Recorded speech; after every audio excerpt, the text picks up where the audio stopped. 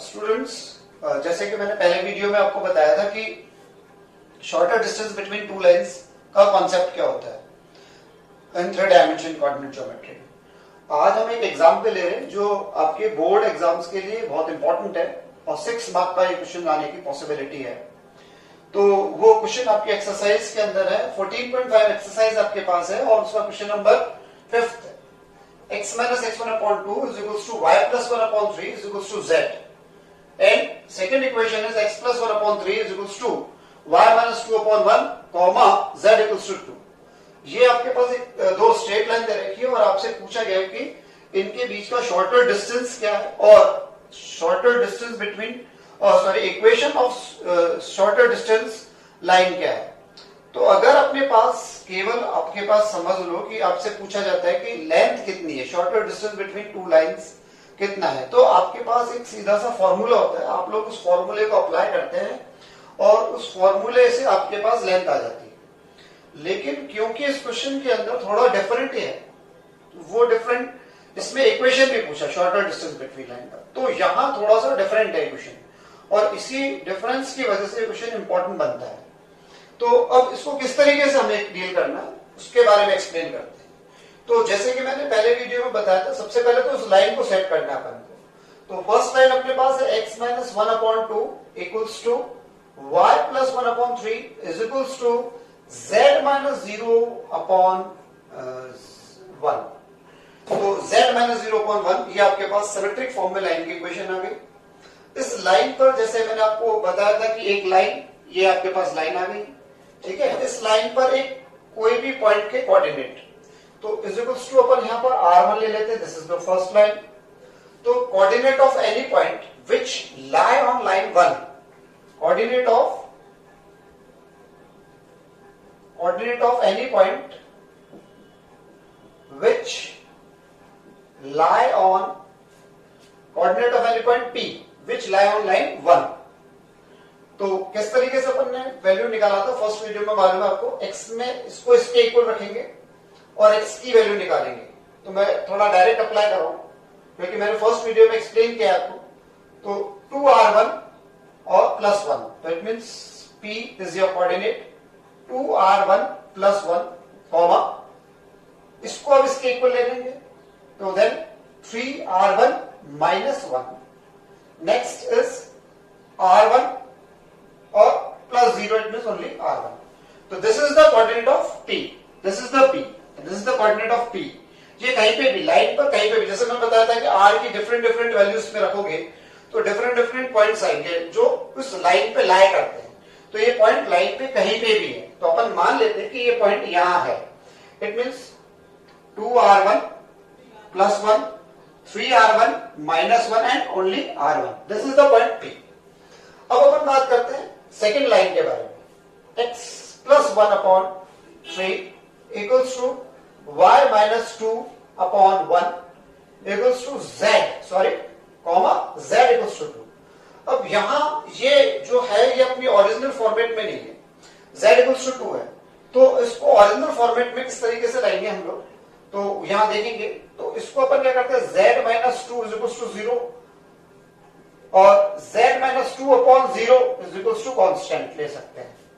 तो it means किस तरीके से इसको सिमेट्रिक बनाएंगे, x plus 1/3 equals to y minus 2/1 equals to z minus 2/0।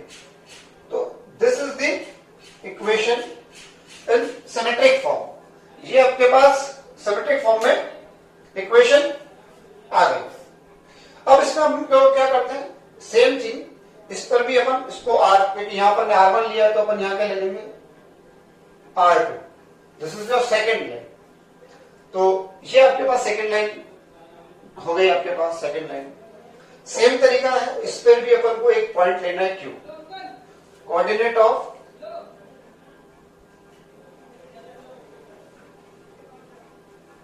Any point q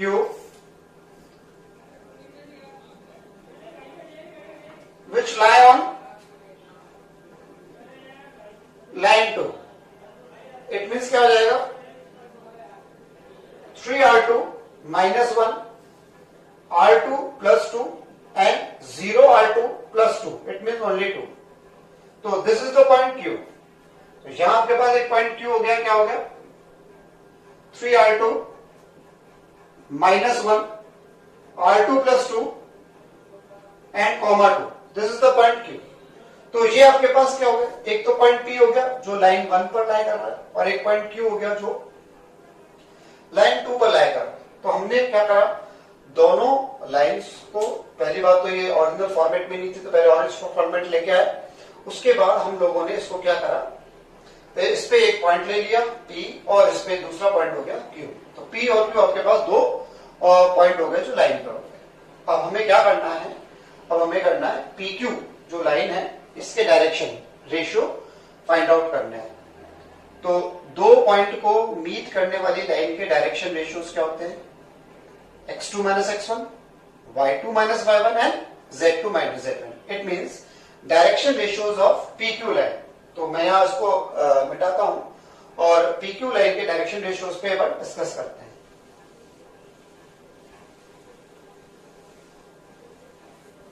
ratios of PQ line,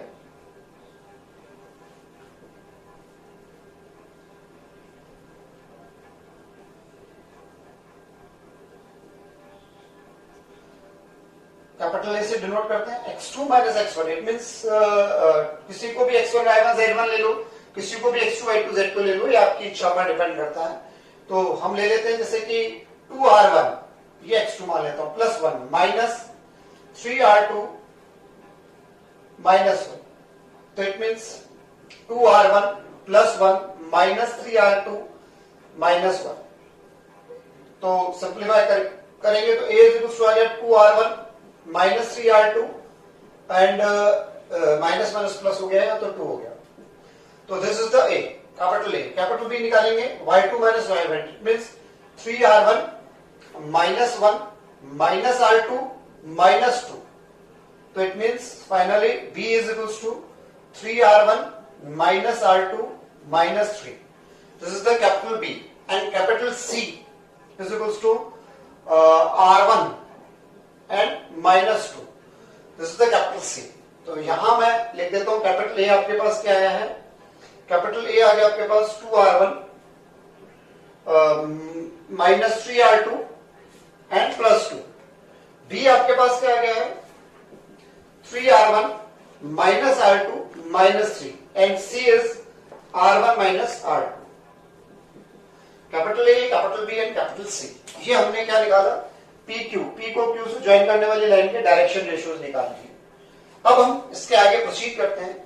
जैसे कि मैंने आपको एक्सप्लेन किया था कि शॉर्टर डिस्टेंस वाली जो लाइन होती है वो, जैसे यहां मैंने आपको बताया था कि शॉर्टर डिस्टेंस वाली जो लाइन होती है वो दोनों लाइन के परपेंडिकुलर होती है। ये PQ लाइन हो गई, और सॉरी ये एक लाइन हो गई, ये दूसरी लाइन हो गई, ये पॉइंट P हो गया, ये पॉइंट Q हो गया, और ये जो डिस्टेंस है वो शॉर्टर डिस्टेंस है जो दोनों लाइनों के परपेंडिकुलर है। फर्स्ट लाइन के भी परपेंडिकुलर और सेकंड लाइन के भी परपेंडिकुलर है। तो इट मींस अपन क्या करते हैं यहां पर, तो यहां मैं इसको रब करता हूं और इसके आगे प्रोसीड करता हूं।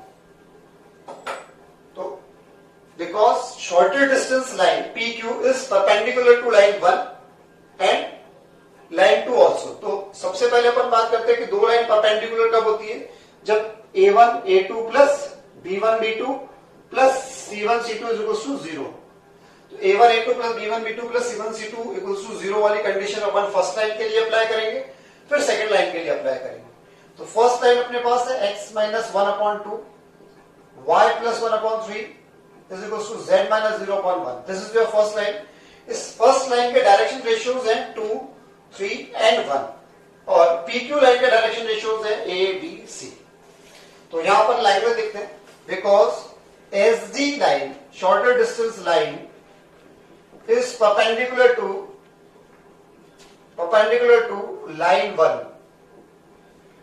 So it means A1 A2, it means this is A1, this is B1, this is C1, and capital A is A2, capital B is B2 and capital C is C2। A1 A2 it means 2A plus B1 B2 it means 3B, C1 C2 it means only C equals to 0।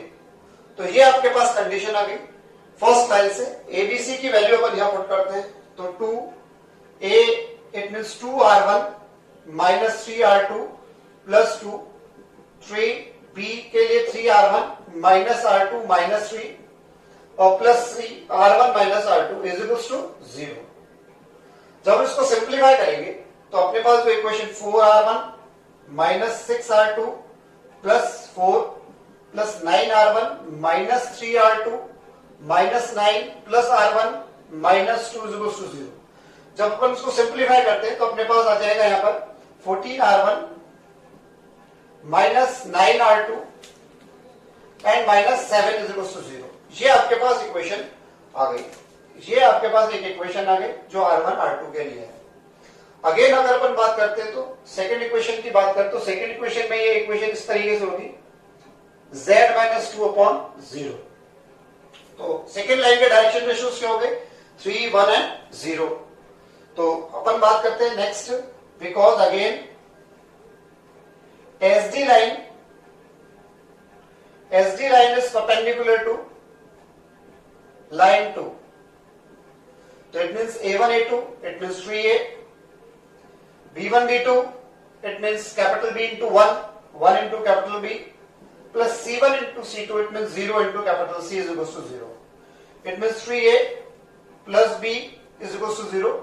फिर capital A और capital B की value उसमें put करते हैं अपन 3A A की value आपके पास हो गई है 2R1 माइनस 3R2 प्लस 2 और कैपिटल B की वैल्यू हो गई 3R1 माइनस R2 माइनस 3 0।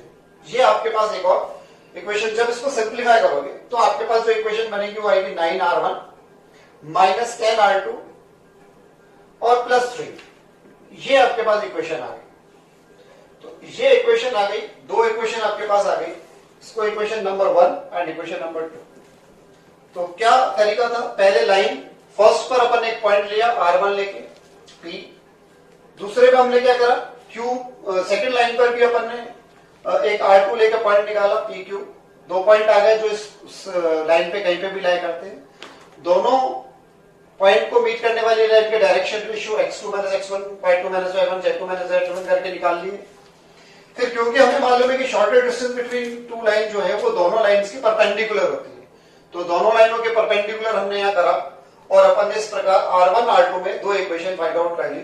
जो है एक तो है 14R1 minus 9R2 minus 7 is equal to 0 and 9R1 minus 10R2 और प्लस 3 इज इक्वल टू 0। ये दोनों इक्वेशन आ गई और दोनों इक्वेशन को जब साइमल्टेनियसली सॉल्व करते हैं आपस में तो आपके पास R1 की जो वैल्यू है वो आ जाएगी आपके पास 97 अपॉन 59 आ जाएगी और R2 की वैल्यू जो है वो आ जाएगी 105 अपॉन 59। ये आप सॉल्व करके देख सकते हैं, 10th का कॉन्सेप्ट इसमें यूज है। क्रॉस मल्टीप्लिकेशन रूल से भी कर सकते हैं और कोफिशिएंट सेम करके भी कैंसिल करके भी आप इसको कर सकते हैं सॉल्व। तो ये R1 R2 की वैल्यूज आपके पास R1 की वैल्यू आ गई और ये R2 की वैल्यू आ गई।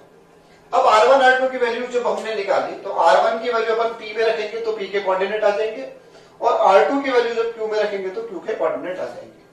तो सबसे पहले अपन R1 की वैल्यू P में रखते हैं और फिर R2 की वैल्यू P के कोऑर्डिनेट फाइंड आउट करते हैं फिर अपन। तो मैं ये सब मिटाता हूं।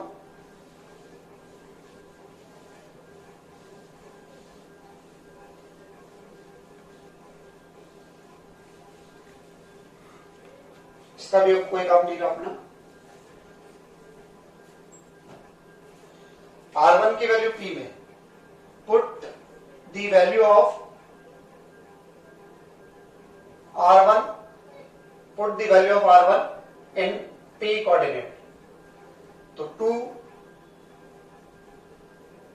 R1 it means 97 upon 59 plus 1 and 3 R1 3 multiplied by 97 upon 59 minus 1 and only R1 it means 97 upon 59। तो ये इसको सिंपलीफाई करेंगे तो आप जब इसका सिंपलीफाई करेंगे तो P के जो कोऑर्डिनेट हैं फाइनली आपके पास आएंगे 253 अपॉन 59। फिर आपके पास एक और आएगा 232 अपॉन 59। सिंप्लीफाई कर लेना इसको तो ये आपके पास इस तरीके से कैलकुलेशन आ जाएगी और 97 अपॉन 59। ये आपके पास P के कोऑर्डिनेट आ गए। अब अपन को क्या करना है Q के कोऑर्डिनेट के लिए put the value of R2 in Q coordinate. Q में हमें इसको वैल्यू रखनी है, Q के अंदर। तो Q में जब अपन इसको रखेंगे, ये Q के आ गए, R2 की वैल्यू रखनी है, तो 3 into R2 is 105/59 minus 1 105/59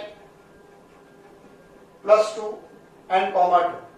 तो Q के कोऑर्डिनेट जब आप सिंप्लीफाई करेंगे तो आपके पास आएंगे 256/59, नेक्स्ट 223/59 एंड 2। ये आपके पास P और Q के कोऑर्डिनेट फाइंड आउट हो गए। तो आपने देखा R1 R2 रखने से R1 की वैल्यू इसमें पुट करी P में और R2 की वैल्यू इसमें पुट करी, तो हमारे पास क्या आ गया, P के कोऑर्डिनेट आ गया, Q के कोऑर्डिनेट आ गए। अब अपन को कौन सा फॉर्मूला यूज करना है, दो पॉइंट्स को मीट करने वाली लाइन का इक्वेशन क्या होता है, x minus x1 upon x minus x1 upon x2 minus x1 equals to y minus y1 upon y2 minus y1 is equals to z minus z1 upon z2 minus z1। तो ये अपने पास equation होती है दो points को meet करने वाली line का। जब इस फॉर्मूले का जब अपन यहाँ यूज करेंगे तो हमारे पास shortest distance between two line का इक्वेशन फाइंड आउट हो जाएगा। तो shortest distance between two line का इक्वेशन फाइंड आउट करने के लिए x minus x1 is 253/59 upon x2 minus x1 256/59 minus 253/59 equals to y minus y1, it means 232/59 upon 223/59 minus 232/59 equals to z minus 97/59 और z2 minus 97/59। और जब आप इसको finally solve करोगे एलसीएम लेके तो आपका जो भी बुक का आंसर है वो आपको फाइंड आउट कर हो जाएगा। जो भी आप देखेंगे बिल्कुल एक्यूरेट आ जाएगा, कैलकुलेशन करके जैसे आ जाएगा 59x minus 253 और upon 3 equals to 59y minus 232 upon some 6 minus 9 is equals to 59z minus 97 upon simplify 21। 3 से कैंसिल हो जाएगा, 3 3 से 9, 3 7 से 21। फाइनली जो आपका आंसर है वो फाइंड आउट हो जाएगा।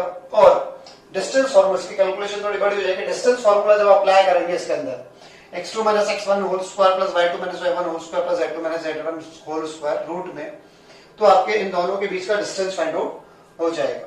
तो ये आपका इंपॉर्टेंट क्वेश्चन था, एक बहुत ही इंपॉर्टेंट क्वेश्चन है ये, तो उसको आप अच्छे से समझ गए होंगे उम्मीद है, और आप इसकी प्रैक्टिस करेंगे और आपको उम्मीद है कि आपको करना आ जाएगा।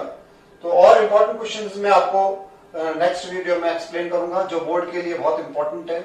तो आप भी समझें और अपने फ्रेंड सर्कल के अंदर इसको सर्कुलेट करें ताकि सभी का फायदा हो। इसके आने की पॉसिबिलिटी बहुत ज्यादा है, इस बार 6 मार्क में आ सकता है क्योंकि थोड़ा सा लीक से हटके है क्वेश्चन। ठीक है students, thank you and take care of you.